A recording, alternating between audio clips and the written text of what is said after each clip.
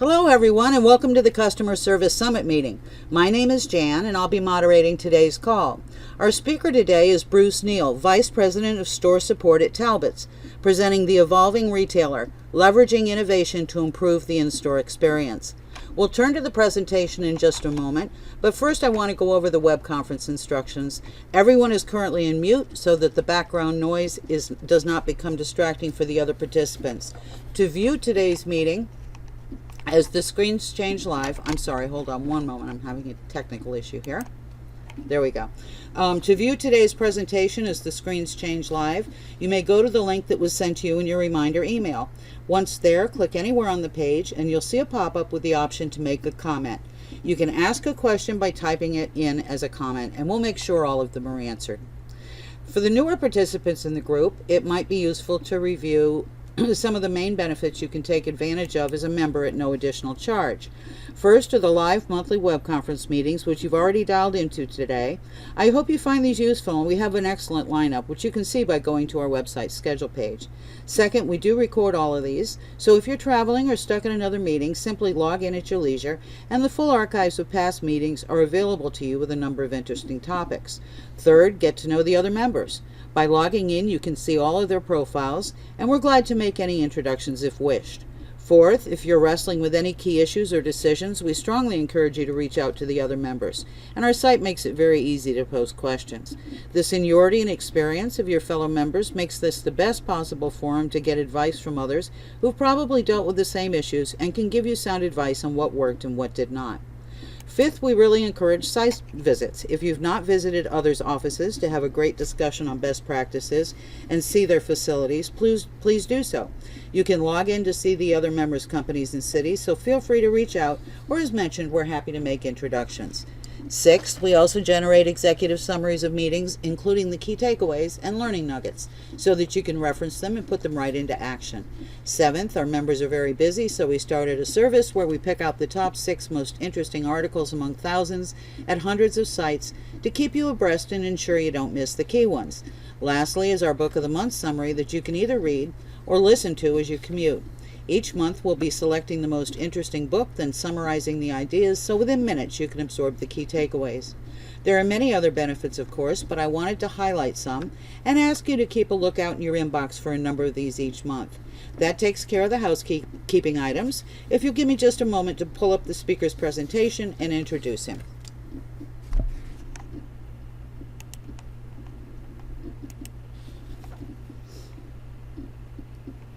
Okay, all set. Now before I turn the call over, I'd like to tell you a little bit about our speaker today. Bruce is Vice President of Store Support for the Talbots brand.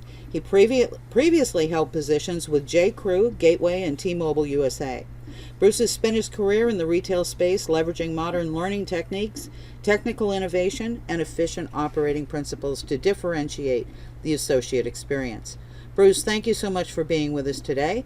Just say next when you wish the slides to advance, and the floor is all yours. Thank you so much, Jan.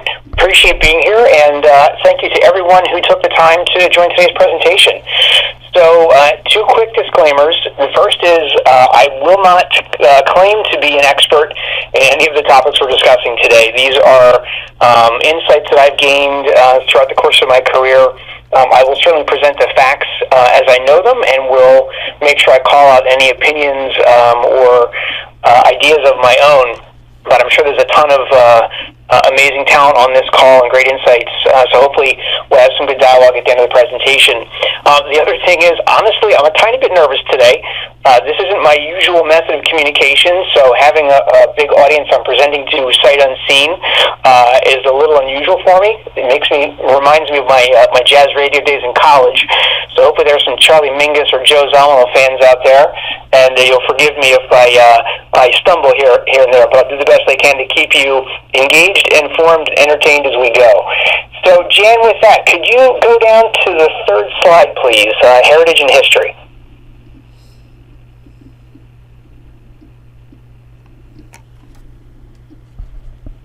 Thank you so much.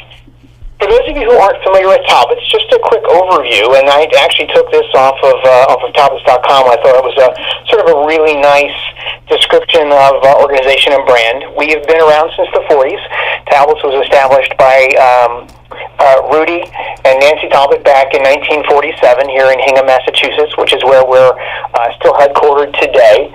They started off with a catalog business and a small series of stores, and over the intervening 70-plus years, we have grown into a blended omnichannel retailer. We run over 500 brick-and-mortar locations, including full-price retail and made-for-outlet between the U.S. and Canada. We've got a strong and growing digital business. Obviously, these statements are all sort of pre-COVID, and I know we're dealing with some unusual circumstances there. And we really consider ourselves a classic American fashion brand. We are an retailer of women's apparel. Over time, we have been both a private and public organization. We're currently private. We're held by a PE group out of New York, have been so for about the last 6 years.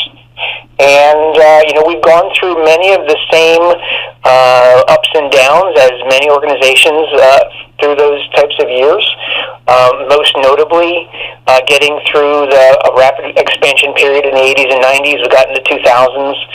We tried to diversify into men's and kids lines, acquired some other outside brands as part of the the Talbots portfolio, and ended up in about 2010 somewhat constrained financially because of the macroeconomic conditions and some other changes in the business. That's about the time that I joined Talbots, and I followed a mentor of mine from my previous organization and came here with the direction of helping to modernize the brand. At the time, a very traditional brand in terms of back-of-house operations in stores. For those retailers on the line who've been doing this for a while, when I got here, we still had a voicemail system. So every day, someone was still recording the daily voicemail and pushing it down to stores. We were fully reliant on email and voicemail to communicate. Fax was still big then. This was about 2011 when I joined. We did not have a centralized reporting and data structure for stores. We didn't really have a codified customer engagement or selling experience that had been rolled out. So there was a lot of opportunity. And I spent the first few years of that process really just trying to focus on the associate experience and the operating experience in stores, and did that with a lot of time spent working in stores along with our teams, and not in a traditional kind of going in and Q&Aing, but we just go and spend a couple days in stores cutting stock and helping replenish and helping re-merchandise and helping hang signs as a way to really understand that experience day to day and really learn firsthand what our store teams needed to be successful, the kinds of tools and resources they were missing to be successful. So we implemented a content management platform, intranet essentially, to help serve up on-demand content when people needed it. We created a centralized reporting structure that actually allowed stores to see total company performance for the first time ever, store to store, down to the associate level, real-time, net, full audited company performance, so stores can really get a strong idea of how they're performing, which was important. We created the art of the sale, which was our learning process for stores to understand the customer experience and how they could better contribute to the customer engagement, the customer's experience in store, and also help drive performance and revenue, and then a whole bunch of other stuff along the way. So it was a really formative time for me here, and I think we got a lot of good stuff done. The next phase really for us was as we started to expand our digital footprint and find areas where we were converging the digital and the brick and mortar experience. And Jan, if you could go to the next slide for me, please. Thank you. What you're seeing here is kind of a rough outline of what we consider the Talbots omnichannel evolution. And you see back in 1947, for us, we considered ourselves an omnichannel brand right out of the gate. And we had both a catalog, there was a catalog business, and there were some local stores here in the Boston area. Over the intervening number of years, you get to 2000. That's when Talbots.com went live. And for those of you who remember the rise of the consumer internet, to be online and selling product, especially apparel, at that time was pretty forward thinking, especially for a brand that again had some very traditional roots. We had been owned by a number of private entities. By that time, including General Mills and AN Corporation before going public late in the 2000s. But to be online and selling was a pretty good accomplishment. Fast forward through that first decade, in 2010 we launched Reserve in Store for the first time. So for us, Reserve in Store was a completely organic back-end process. This happened just before I joined the brand, and Reserve in Store allowed, it was a little ad hoc, but what it allowed was for our customer service teams in Knoxville, Tennessee, to be able to catch customer demand, and then they would be able to email that to a local store, have them search it, and be able to fulfill as a send sale. A little bit manual and not entirely digital, but we were able to fulfill more demand at a store. Really, our first shot at doing fulfillment out of the brick and mortar side of things. 2011, you can see there we stood up an actual digital direct fulfill from store platform. This is when I joined the brand, and we began doing again fully back of house an organic platform that we designed and built, where we could take true digital demand off the web. If we could not fulfill that from a distribution center, that would then run through a series of criteria and would end up in a local store to be fulfilled. The store would get the order digitally. They would go out and pick the product, pack it, and ship it right to the customer. And we've been doing that very successfully since 2011. Moving forward from there, we also, in between there, we actually took the Reserve in Store process that existed as a bit of a manual ad hoc, and we actually digitized that as well. In about 2015, we started doing digital demand on Reserve in Store, so customers could actually go online. They could place their reserve request on the web and push it through that way. And then in 2017, we launched Order from Store. And in conjunction with a digital clienteling platform that we designed in partnership with an outside organization, we brought devices in the store. We were using iPads, and we still to this day use iPads for a lot of our digital work in stores.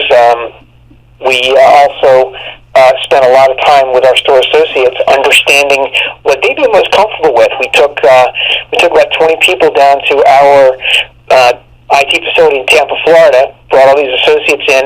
We had a whole room decked out with iPads and Surface devices and Windows mobile devices and some Android devices, and we let them spend the day playing with them to see which one they liked the most. At the end of the day, they're all familiar with and comfortable with iPads, and that's the direction we took. So what OFS, or Order from Store, allows us to do is we have a single swipe solution where we can build a basket for a customer while she's in store with us. We can take the items that she's finding online that we don't have in store. We can move those into a basket, suspend it, move it over to our POS or point of sale system, have one converged order, single swipe of her credit card or of her Talbots credit card, and that order goes out. She has some stuff that she carries with her in her bag, and she has the rest of her items that either get fulfilled from our distribution center or oftentimes these days spin back around and go back into our direct fulfill platform to fulfill out of a different location. So again, that architecture and that interdependence between digital, brick, mortar, distribution continues to evolve through 2017. We moved forward to late last year, and we launched BOPUS, or Buy Online, Pick Up in Store. We kicked that off here in the Boston area, and with BOPUS, recognized the need again that we wanted to be in front of her in a meaningful way. You know, a lot of great brands were doing it really well. Walmart, obviously the first big national retailer in BOPUS. Target has a very successful BOPUS business. Lowe's and Depot do it really, really well. So a whole bunch of retailers right now have been doing BOPUS for a while. We felt it was the right time for us in front of our customer, and we kicked it off in November, right before holiday. Had a very successful holiday, and then went full stream back in February. And you'll see there's a little note next to that to the right of buy a pickup in store. As a result of the impact of COVID, we actually have been doing curbside service. You can go on Talbots.com now, and you have the option for contactless curbside as well. So, in looking at that and realizing we needed to make a bit of a pivot and a bit of an evolution to our Focus platform, we're doing curbside services now too. So throughout the course of that evolution, a few things we've been trying to keep in mind. First and foremost, we've always been careful not to outpace either our customer or our associate. For our customer, we've wanted to be in that sweet spot of being a fast follower of the markets. The one exception to that, I'd say, is our order from store platform. Looking at digital clienteling, I think we were a little ahead of the market on that. We realized that we were able to leverage customer loyalty and hospitality differently and take advantage of that for both an improved experience for her and for our store associates, as well as for important growth. But by and large, we've tried to really sort of stay in pace where some of the leaders have been, so that the customer sees a little bit of experience, so we're not too far ahead of her. That we're delivering the right technology at the right time for her. We've also tried to be really careful about that for our in-store associates as well. Really, really important for me. And for those of you who are familiar with Talbots, we have our core customer demographic is about 45 to 65. Very well educated, very successful. A lot of current business leaders, women in the business arena today, as well as business women and leaders who have since retired and still love the brand. So we span that sort of core demographic. We also have an audience in stores that's literally an 18 to 80 workforce. I have associates who have joined Talbots just out of high school, and I have associates who are well into their late 70s and early 80s who still love the brand and come to work every day. So thinking about that generational span, that experience span, that natural span of manners in which they absorb information, like to get information, it's been really trying to be thoughtful not to get too far ahead or behind anybody in that evolution internally as well as externally. So I thought this was a nice roadmap to sort of see how we would lay out what I'm about to speak to next, and that is the things that we learned as a result of this omnichannel evolution. And Jan, can you go to the next slide for me? Thank you so much. So, unexpected impacts. We knew that as the evolving omnichannel industry, as a whole, in both service and retail, started to expand, that we needed to stay pace with that. And again, we've tried to be really thoughtful about how that experience works both in-store and with our customer. And we were really thinking about two things primarily. Number one, obviously, is growth, right? So the idea of Omni is a big growth opportunity for many, many brands, especially for us. We're a vertically integrated mono brand, so we're the only place you can find Talbots product. So wanting to make sure that we were capitalizing on every opportunity, but also in terms of her experience, thinking about staying pace with how she likes to shop, how she likes to experience the brand. When she was ready to do more mobile and more desktop purchasing, that we were there, that we could do it comfortably with her, especially BOPUS and curbside. Those are the real main focuses for us. The evolution, though, had some unintended impacts or unexpected impacts, and you can see we've seen significant changes in our traditional store operations and our store traditional transaction flow as a result of penetrating the digital space so quickly. We've seen significant increases in returns of direct purchase from store. As the great thing is our return percentages haven't really changed over time, but because we've seen unit growth and somewhat dramatic unit growth in digital, that has led to unit return growth commensurately. And one of the things we're seeing is she's buying digitally, but she likes to come back into store, which we love. We love having her there. We love the traffic. We love the opportunity to talk to her about her experience, find out what was it about the product that didn't quite work so well. But that means more touch time. It means a lot more, interactions with her, making sure we have her returns in correctly, making sure we know the disposition of the product. Is it a product we would keep in store? Is it direct only? Does it have to go back to our distribution center? Does it go to outlet? So there's a lot more complexity just in the return. We've seen big increases in our order from store transactions. Historically, and again, some of those of you out there who may have shopped Talbots historically may remember the red phone. Literally, you could walk into a Talbot store and there was a red telephone over by a nice quiet corner in the store.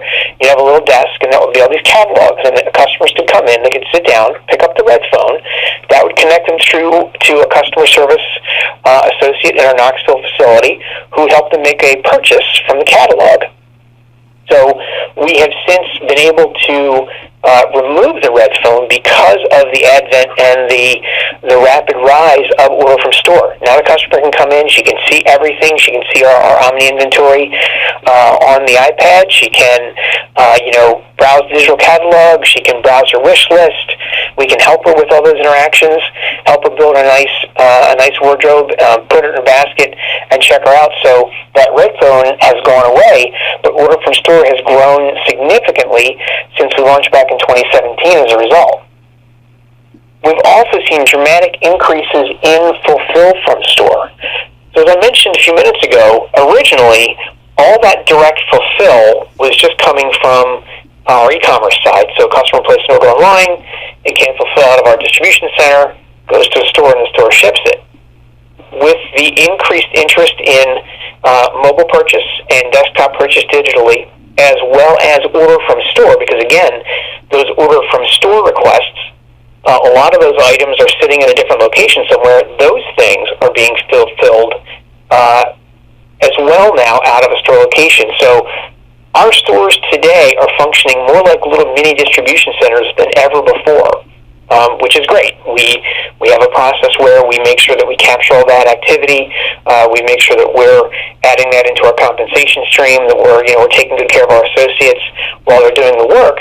But as you can see, that second bullet, increases in operating complexity, put a lot of pressure on payroll availability and on the associate's ability to focus on the in-store customer experience. We pride ourselves on our CSAT. We pride ourselves, I should say, on our Net Promoter Scores, which are very high, and actually we've maintained that through COVID, so we're very, very proud of that.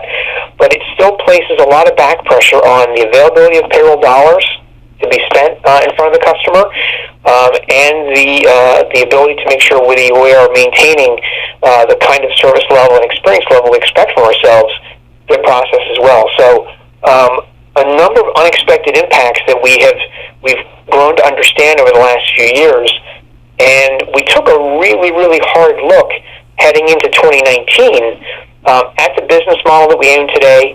What do we do differently or better to help alleviate some of that pressure? And Jan, can you move to the next slide for me? So, what are we doing differently today? So again, we were looking at the numbers, gaining feedback from our stores, watching feedback from the customer, as we started to realize that all of this digital growth, the way that our traditional operating perspective in stores was evolving, meant we really need to think pretty aggressively about how we would evolve along with that. So, we've done a lot of modernization over the last 5 to 10 years. We've looked at efficiencies. We've leveraged technology where we thought it made sense. But we got to 2018, holiday 2018, we realized that we had fallen behind the curve of our own evolution or our own expansion. We had to rapidly catch back up with ourselves. So we went out and we really we spent a ton of time in early 2019 working very closely with our field leadership teams. Again, spending a ton of time in stores, understanding what can we do differently or better, how can we challenge ourselves to evolve. And we did a number of things, and I'm trying to capture what I thought were some of the keys here, to try to challenge the standard operating practice and principle in stores to remove as much of that friction as we possibly could. Things that people were kind of used to doing that took time and were a little bit manual, we had to challenge ourselves to think, could we apply an innovative or technological solution to alleviate that? If we can get the machines to do it instead, do that and put people back in front of people. So a number of the things that we looked at and did, you can see listed here on the slide. The first was, historically, we've never had a capture, kind of a front-end capture on our phone system. So in early 2019, we installed a simple IVR in every Talbots location. So now when you call Talbot store, you get a very quick and hopefully pleasant-sounding voice response that allows you to navigate very quickly if you are looking for the store location, if you just need to know the store hours, if you need help with an order that's placed with either 1-800-Talbots, that's our catalog business down in Knoxville, Tennessee, or on Talbots.com. And if you select that option, it actually takes the call and diverts it to our Knoxville facility for a trained customer service associate to handle that call. Or lastly, you can press the prompt to actually connect with the store. That's obviously the last option we want customers to hear, because just in case if they're only calling to find out where we're located, if we're calling to find out what the hours are, or help with an order, we want them to be handled automatically first before they get through to the store. By doing so, we significantly attenuated the call volume to stores, which was a big pain point. We love our customers, we love speaking to her, but if she's just calling to find out, where we're located, what the hours were, or help with an order, those are all things we could handle systemically or in a different location. It allowed the store teams to be able to focus, again, more time on either the quality call or the customer in the store. The other thing we didn't think about, but actually was a great benefit, was by installing the IVR, all of the spam calls and all the robocalls are getting diverted. So this, I'm sure like your office phone does or your cell phone does, our stores are getting a lot of proactive inbound calls either from robots or from salespeople, with all due respect to the salespeople on the phone today. But we want to be able to capture that, and it was great because that sort of weeded that out. We've also been able to go to each store location and get a unique sort of localized perspective. So when you call and you say, I need to know where the store is, we had stores send us how they would describe the store location from their own unique perspective. So as opposed to just reading the address, which might not help, it says, we're located at 69 North Main Street in Hingham, right around the corner from the Hingham Post Office. So someone calling locally will have a local point of reference that say, okay, great, I know where that is. So we tried to keep it personal. So again, even though we're leveraging the technology, we wanted to make it personal, we wanted to make it feel a little smaller than we're local, and that's been a big win for us. You can see the next two bullets. We have a brand new digital content platform and an on-demand digital learning strategy that we've rolled out in the last about 1.5 to 2 years. We traditionally, as I mentioned earlier, have been more a traditionally minded company. When I first arrived at Talbots, our store location, they were still on dial-up connections. We didn't have any broadband installed, so we spent a few years upgrading our core network. We still have some locations, in areas, especially some of the outlet centers, or areas that are a little off the beaten path. They tend to be in the lower infrastructure areas, so some of those connections are a little slow. So we partnered with an outside organization, and we now have a cloud-based service that we use to push content overnight in the quiet hours down to the store iPad. So if we have, we can use rendered video, we can create on-the-fly e-learning modules that we can push down. We've been able to actually eliminate the prospect of having to send printed merchandising guides.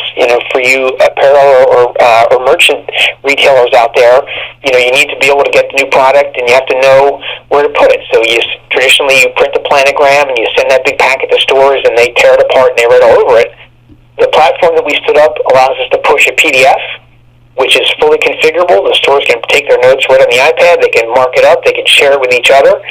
So we've been able to offset a few $100,000 of OpEx each year by simply employing a digital strategy, which has been great, and the stores love it. So we're able to provide them with a much better experience in terms of communicating digitally, graphics, video. Our senior leaders can record a video on a Tuesday, and stores can see it on a Wednesday morning. So the interactivity, the availability, the personalization has been a big win for us, as well as the efficiencies and the cost savings. As part of that platform, we also have an on-demand digital learning platform as well. So it's sort of like a little pseudo LMS without having to stand up, a freestanding monolithic LMS at a high expense. We can push content down to an individual associate's learning plan, and they can take it and consume it at their leisure right on their iPad as they have some free time in store. So that's been a big win for us as well. You can see in the middle there what we call a virtual store visit. So this actually was coming online towards the end of 2018. As we looked at the need to understand and help reconcile the size of our field leader teams, we knew we needed a better and more modern way to communicate. And we looked at a variety of platforms, including things like WebEx or some other utilities that existed at the time. None of them quite fit the bill for us. We were looking for something that was fully contained, fully integrated, so that we had all the stuff we needed in one place. So we partnered with an outside vendor, and we actually built a model we refer to as Virtual Store Visit. It is a fully contained video conferencing platform that has a built-in area for note-taking, and it has a couple directories for store reporting. There's a directory where they can upload and share. The district directors can upload and share documents back and forth to their stores and vice versa. And also the stores can take pictures of their locations from their iPads and upload them directly to a little photo directory or gallery.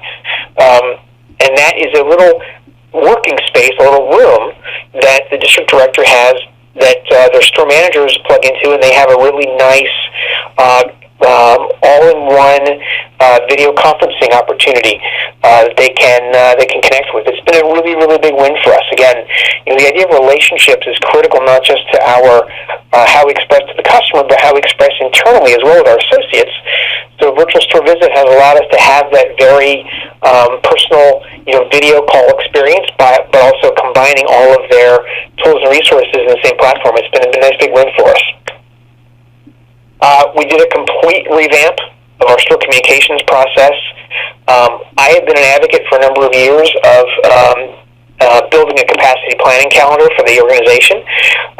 That has taken us a while to get some traction.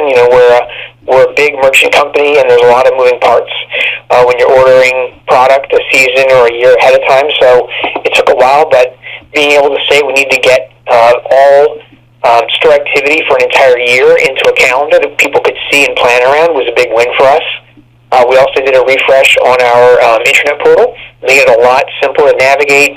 We finally were able to build in a search function that had eluded us for a number of years. Search was a huge win.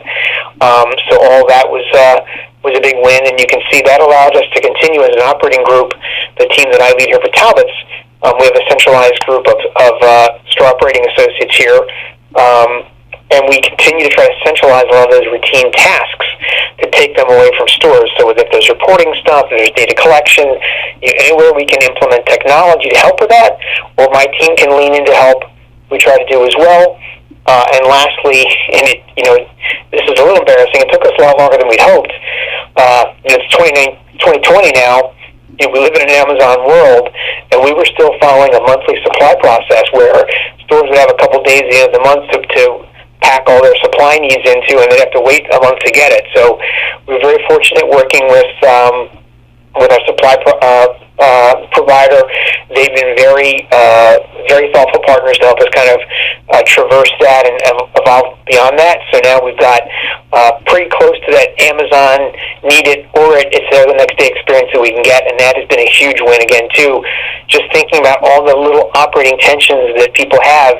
Something as simple as, hey, I need to get some pencils, but I have to wait a month. You don't have to do that anymore. So always trying to have the associate experience in mind, always thinking about, the little wins that mean a lot to them and trying to make sure we can land those as often as possible. So I have one final slide here before we open up for Q&A.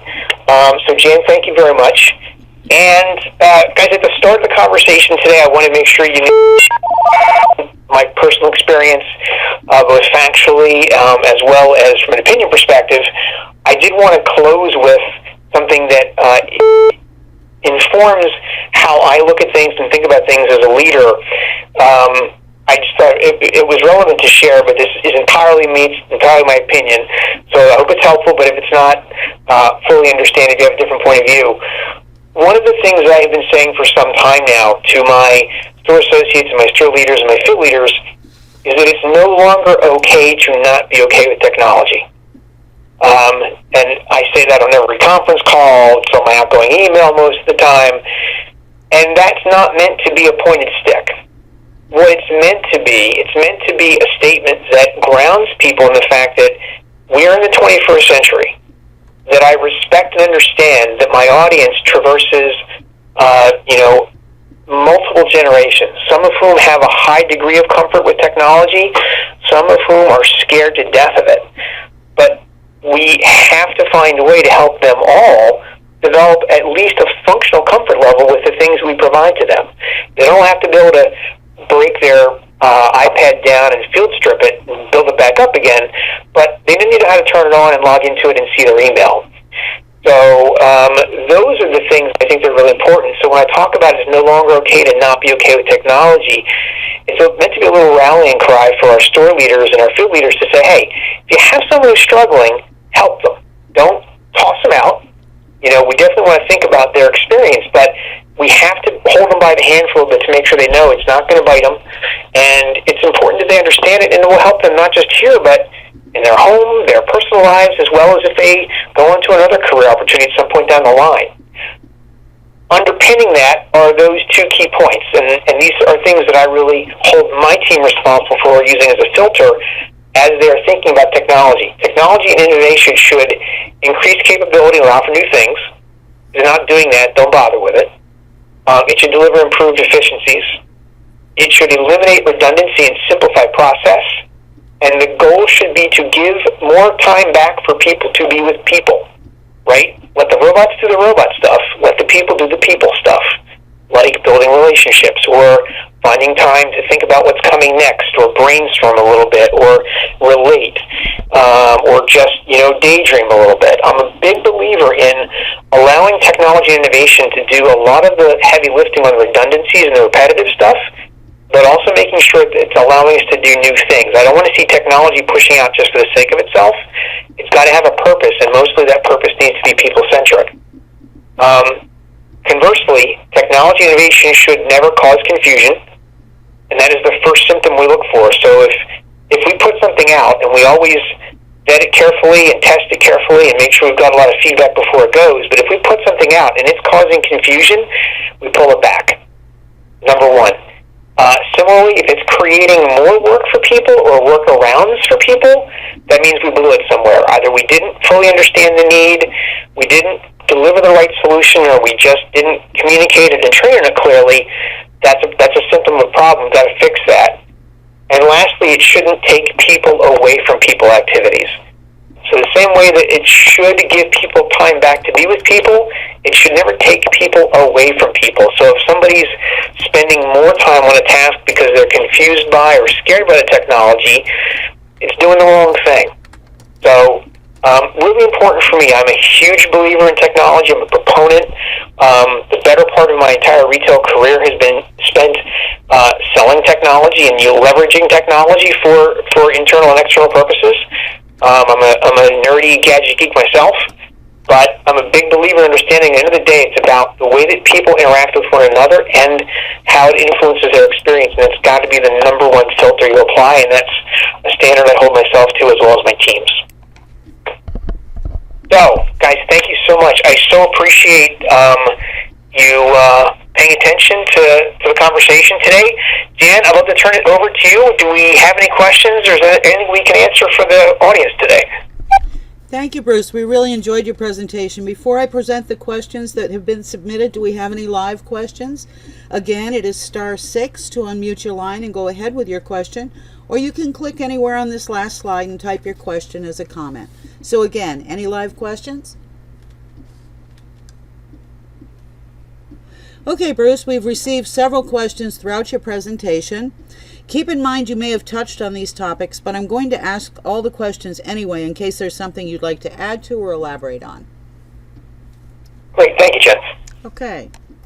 The first question that came in was, when you walked through all the changes and transformation you went through, how did that affect staff and the legacy systems they were so accustomed to? So that's a great question.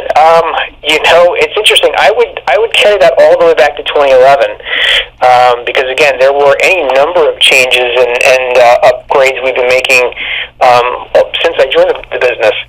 By and large, I think we've been pretty successful. So we've tried to be careful. We've tried to pace it carefully.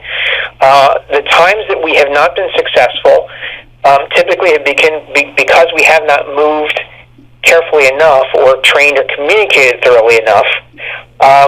It's interesting. There's definitely one system. So we have what's called StoresNet.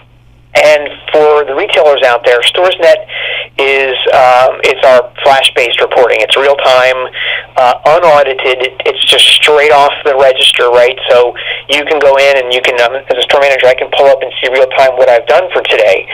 It's unaudited. It's not net of return, so it's gross sales, and it's just really messy data. And I've always been kind of pushing hard to say we got to get rid of that because it's not audited, it's not net of returns, there's dupes in the data. So we launched some of these fully audited dashboard reports a number of years ago. Had them out for a year. This is great, everyone loves it, and we pulled the plug on StoresNet, and the response was immediate and harsh. So that's probably the one I would point to say, because I didn't really have an analog in place that allowed them to see associate performance as thoroughly as the StoresNet system did, I just got hammered for it by everybody, to the point where we actually ended up turning it back on with the caveat that, guys, you have to understand, you're trying to compare your unaudited store performance with your audited. Your audited number is always smaller because it's got your returns in there. But understanding that, we turned the StoresNet back on as a courtesy, and it's been on ever since. So at least they have some relativity between. So as I'm talking to my associates, I can see how did Sue do as opposed to how Terry's doing, right? So that's a great question, really interesting. The one time that I really thought that I had set myself up for success, I just missed the fact that they were looking for something that my solution wasn't providing to them. Even though the data they were looking at was not great, they wanted it, and I learned a tough lesson on that one. Is no matter how good the replacement is, if it's not covering all the function, don't do it. So thank you, great question. Okay, all right. The second question that came in is, what training method did you use with your far-flung sales force as you added new procedures? So great question, and that's definitely evolved for us over time. We have, in the early days, we were actually strictly able to train via job aids. Right, we had a very low band performance structure network. We would put together job aids, we'd send them out. We did have a distributed base of field trainers, so store managers who were out there, and we would send stuff to them, and they would have conference calls, or we would do conference calls. So it was definitely a lot of verbal, visual sort of rollout, and we would train the store managers and the SMEs in the area, and then they would be responsible for training their associates. A very time-tested way to do it, but not terribly efficient. Extremely difficult to track and manage, and then hard to archive. So as we were able to, over time, move from strictly kind of paper-based ILT or instructor-led learning processes, we have been evolving into what we have today, which is I have a content designer on staff. We do use some outside content providers who help us with some of the bigger e-learning or deliveries or content that we push out. But I have a full-time content manager on staff, and she does amazing work using Adobe Captivate and some other platforms to create real-time digital learning. And we try to take a very blended approach. So we will put together, we'll usually start with the field leaders, find out what they need to be able to kind of support the message when they're traveling in stores, and maybe sometimes we do like a little learning for them. We put together then a companion piece, which is the associate-facing e-learning, which has video, so we embed video, we embed moving graphics with voiceover, with interactivity, right? So again, I know that adult learning principle has been sort of demythed over the last few years, but I still do believe in taking a blended approach, because I think the more you can reinforce someone who sees it and hears it and gets to play with it, it's just more interaction with the learning. It's embedding better. So we have made that pivot from 5 or 10 years ago, strictly paper and a manager-led learning, to now being able to deliver content digitally out to every location, and then when we need to, down to the individual associate. So each associate has an individual learning plan, and we can track their completion, we can track their take rates, and we can roll that back up. We've also been combining that with some learn and earn strategies, right? So we've been doing some spot compensation for to help engage adoption rates on some key learning. So if we have like a product change or there's a big process change, we'll do a little learn and earn in the first 500 or 1,000 associates who pass the quiz. After taking the training, we'll get a little something out of that. So definitely an evolution, and one we continue to evolve and see a lot of runway for us ahead in the future. Good, thank you for that. I hope that was a good answer to your question. Yeah, I think it covered it pretty well. Okay, the next question is, as you expanded your digital efforts, did you shrink your brick and mortar footprint? If not, why not? So great question. It's interesting. And I don't want to sound controversial when I say this. I am a big believer in brick and mortar retail. I know there's been a ton of talk, and obviously it precludes the impact of COVID. But I think the natural evolution of digital does not preclude brick and mortar. I think any number of great retailers have grown through the digital, the digital expansion. I think any number of great retailers have risen up through it. It certainly impacted some negatively, but I think, especially for Talbots, again, we are a vertically integrated mono brand. The Talbots brand exists in our channels. You can't get anywhere else. So we aren't faced with some of the pressures that department stores might be, or other sort of mass retailers might be. Where there's competition for those brands in other places and other prices. But I'm a big believer that if you can continue to engage your customer in the way that she wants to be engaged, that your brick and mortar experience is a critical part of your success. I mentioned earlier that relationships are critical for us as a brand and as a culture. So, when you go to Talbots, you can experience a couple things. When I'm in stores, I can't think of a time that I have not been visiting or working in one of our stores where at least one customer hasn't come in literally just to visit, not to make a return or make a sale, but just to come in and see people. It's a social experience, and it's predicated on the relationships that we pride ourselves on building with our customers. We have trunk shows. So a number of years ago, we launched a trunk show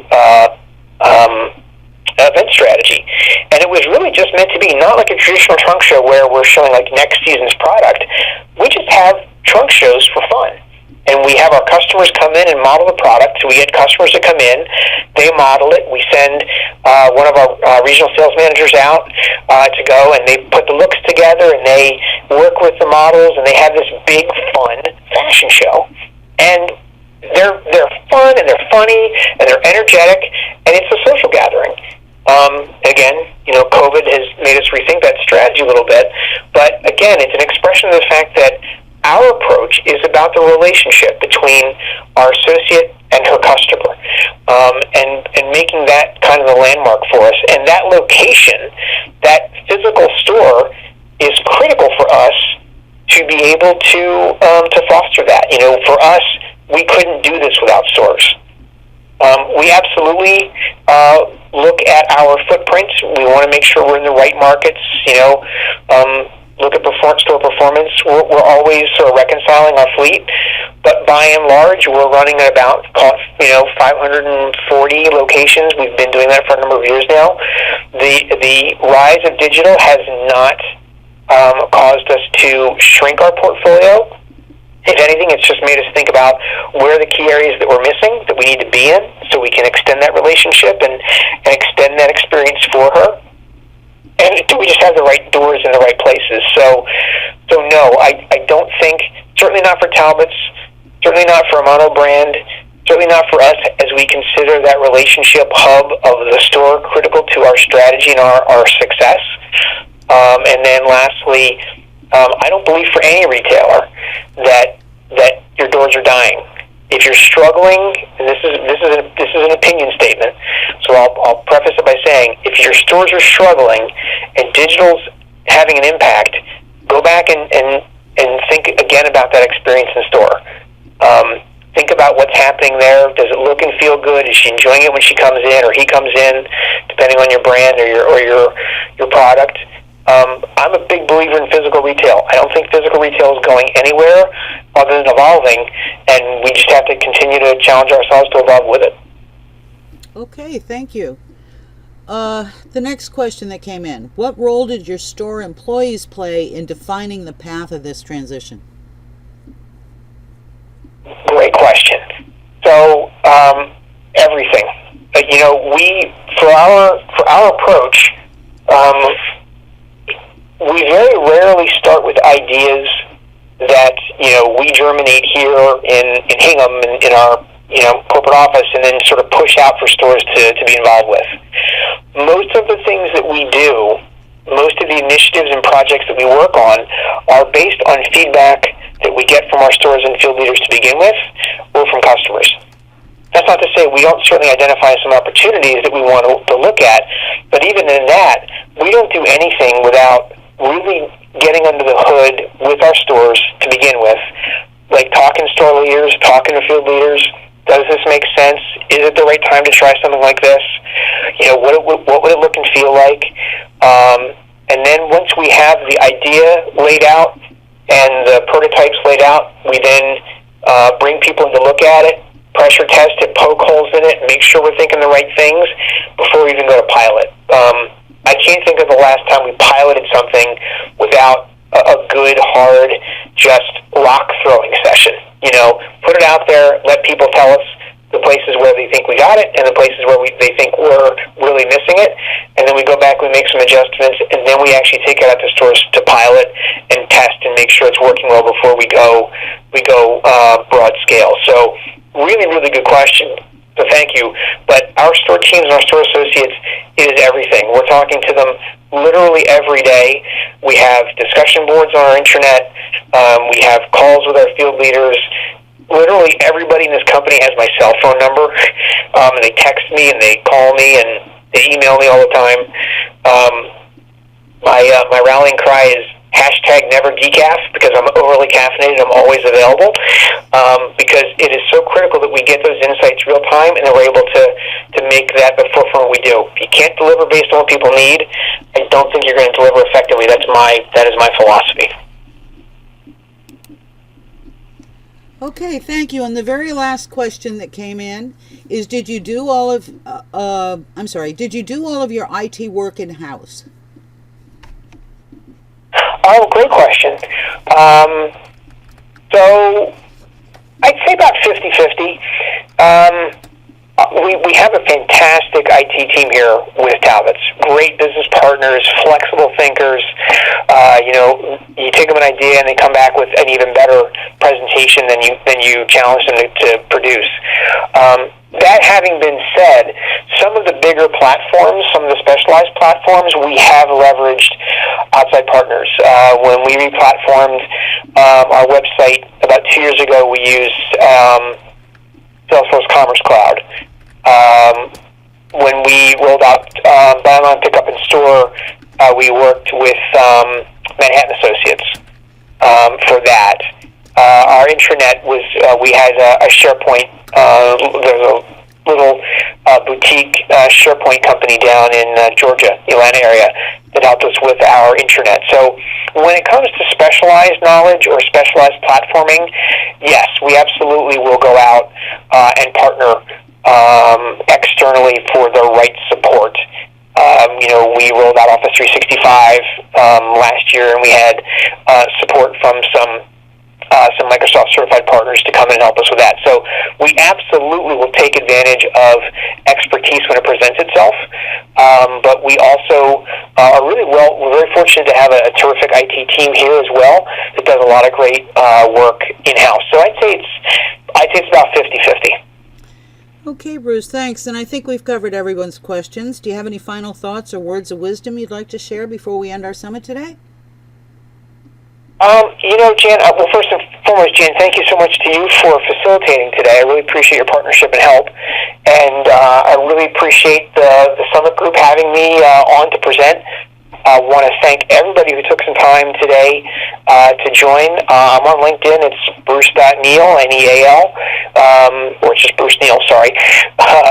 If you have further questions or I can help with anything, please feel free to make a connection. I'm happy to help any way I can. I hope today was helpful. Again, for me, the biggest thing is the thing that I have probably learned the lesson most over my career is staying connected with the people you are trying to serve.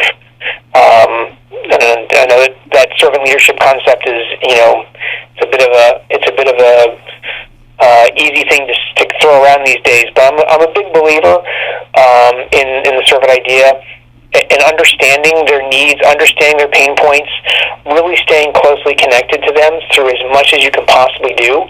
Because at the end of the day, not only will you meet their needs and improve their experience, which is what is all about for me, but they're going to give you a much better perspective and much better ideas than you're going to have. So that idea of crowdsourcing and gaining a ton of feedback, might seem a little daunting, but in my experience, there's no better way to engage your audience than to have them participate and to get the best possible product by having their insights and input, and you're helping with their experience too. So that's probably a cornerstone of what I would recommend. Hopefully anybody took away from the conversation today.